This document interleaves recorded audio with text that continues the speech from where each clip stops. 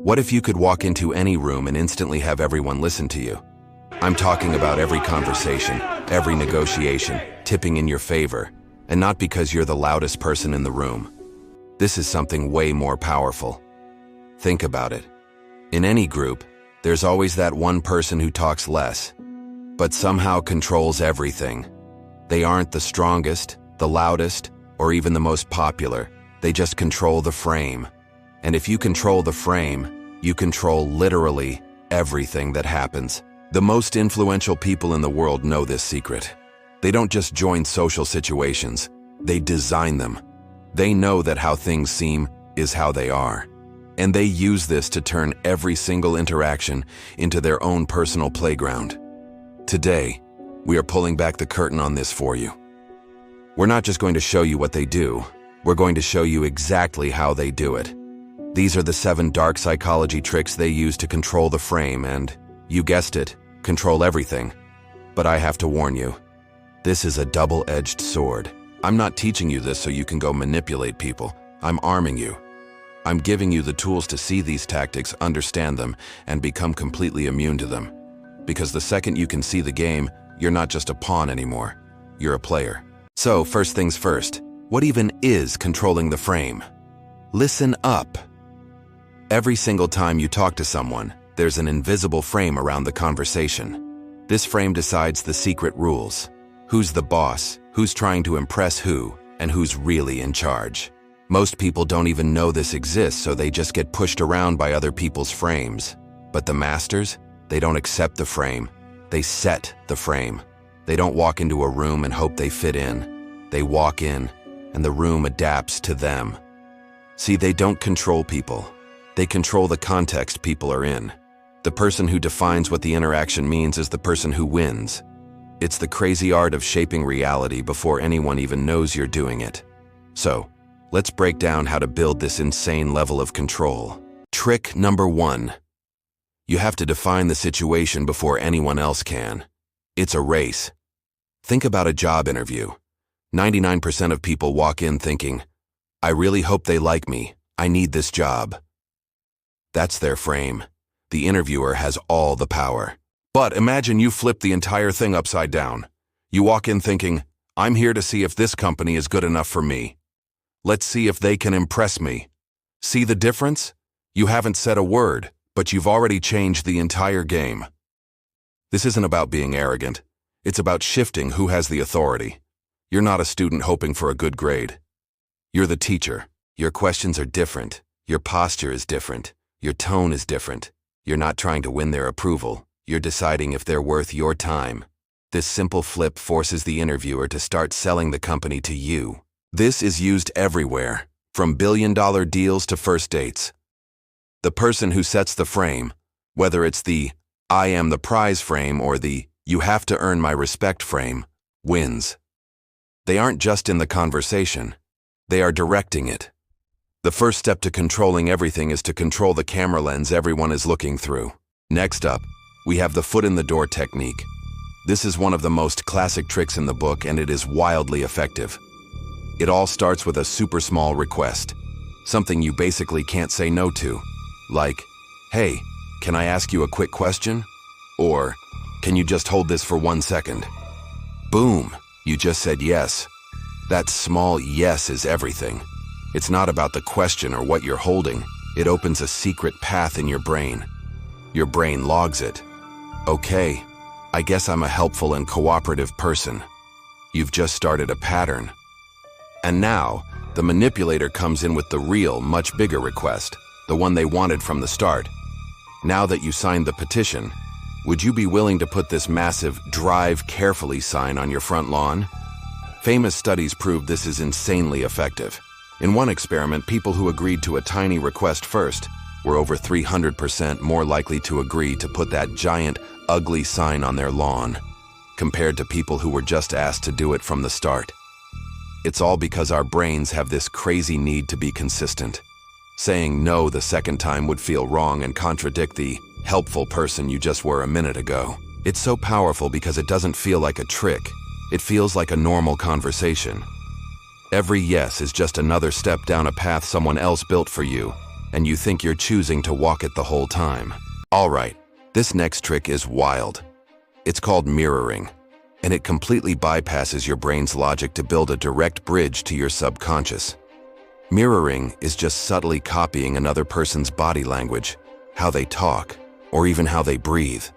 This happens naturally when people feel a real connection, but dark psychology flips that upside down. Instead of mirroring being a sign of a real connection, it's used as a tool to fake one. A manipulator will literally copy you to make you like them. If you lean forward on your elbows, a few seconds later, they lean forward. If you talk slowly and calmly, they start talking slowly. If you use a specific hand gesture, you'll see them do it a little later. The key is, it has to be subtle. If it's obvious, it's just weird and creepy. But when it's done right, you don't even notice it consciously. Instead, you just get this feeling. Wow, this person and I are so similar. We just click. But you don't click. They manufactured that feeling. This fake comfort makes you lower your guard. Your critical thinking gets turned down, and you become more trusting and easier to influence. They've basically hacked your brain's most basic social instincts to make you trust them. It's insane. Listen up, because this next trick is easily one of the most dangerous. It uses the exact same brain science as a gambling addiction to make you emotionally dependent on someone. It's called intermittent reinforcement. Here's how it works. You meet someone and at first they shower you with attention and praise. This is called love bombing. They make you feel like you're the smartest, funniest, most amazing person in the world. Your brain gets a huge hit of dopamine. You feel a high. That's the reward. And then, suddenly, it's gone. The validation stops. They leave you on red. The praise is replaced with little criticisms or just complete silence. You're left feeling anxious and confused, desperately trying to get that good feeling back. Your brain is now craving that dopamine. This is the punishment. You scramble, trying to figure out what you did wrong. You do anything to please them. And just when you're about to give up, bam! They give you a little bit of praise. A small compliment. The dopamine rushes back. But now it's not just pleasure. It's relief. This unpredictable pattern is what makes it so addictive, just like pulling the lever on a slot machine. Your brain gets hooked on the chance of a reward.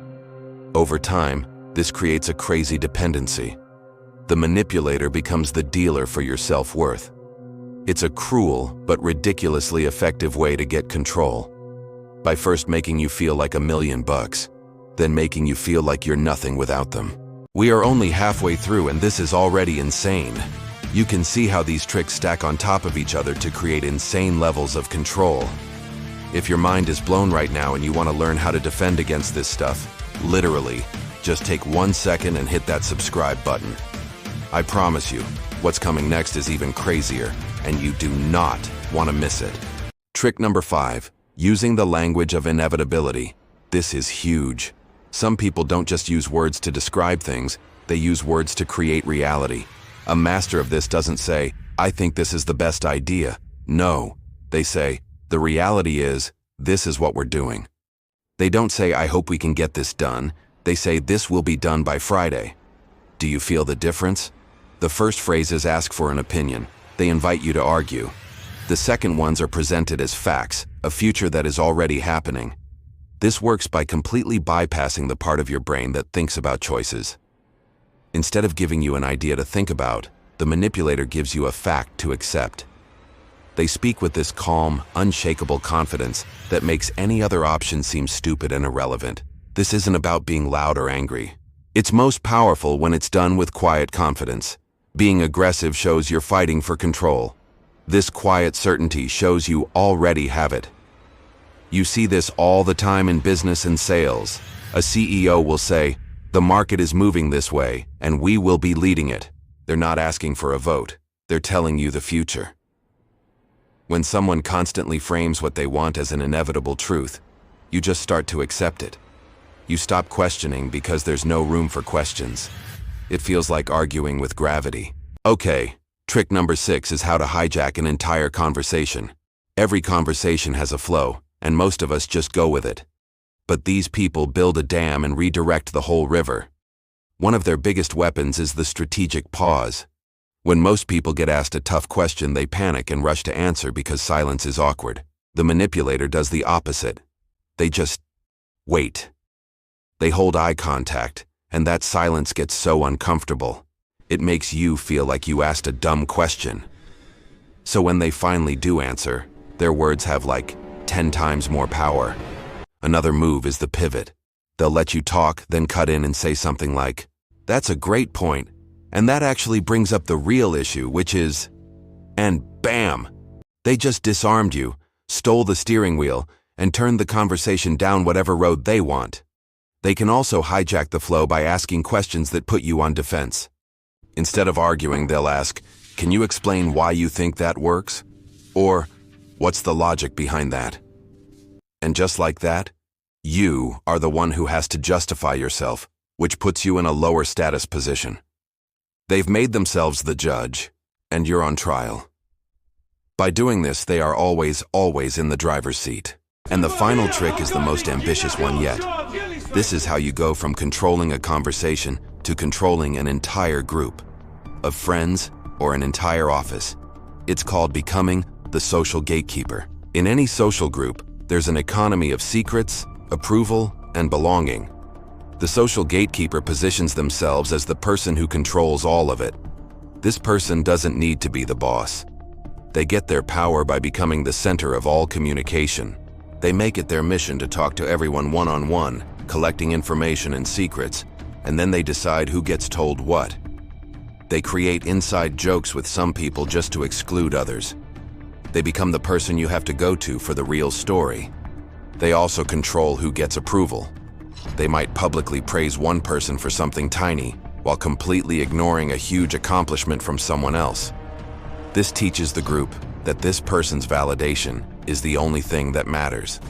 Soon, everyone is subconsciously trying to impress the gatekeeper. A classic gatekeeper move is controlling who gets into the group. When a new person shows up, they're the first to greet them, acting like they run the place. They're basically saying, "I decide who belongs here. You have to go through me." They control information, approval, and access, weaving themselves into the group's power structure until they are the invisible, undeniable center of everything. So we've got redefining the situation, the foot in the door, mirroring, the validation cycle, the language of inevitability, hijacking conversations, and becoming the social gatekeeper. Individually, each one is a tool, but when you put all these tricks together, you get an insane, invisible system of control. It starts by setting a frame, uses small agreements to lead you, builds fake trust to lower your defenses, gets you addicted emotionally, speaks goals into existence, directs every conversation, and finally, takes over an entire group. This is how people turn the world into their personal playground. It's not magic. It's a set of learnable psychological techniques. But like I said at the start of this video, the goal here is not to use these tricks to manipulate people. That's a cheap win. The real power, the 100% true power, is knowing how they work so you can defend yourself. Once you can see the game, you can't be tricked by it. When you know about the validation cycle, you won't get addicted to it. When you hear the language of inevitability, you can call it out. Knowing this stuff doesn't make you a bad person. It makes you impossible to manipulate. It gives you the power to choose, the power to play on your own terms, and the power to protect your own mind. You're no longer a piece in someone else's game. You're finally playing your own. Now I want to hear from you. Which of these 7 tricks completely blew your mind? Let me know in the comments which one you've actually seen someone use in real life. Go crazy in the comments. By talking about these tactics out in the open, we strip them of their power and learn how to navigate the world with more awareness. Let's go.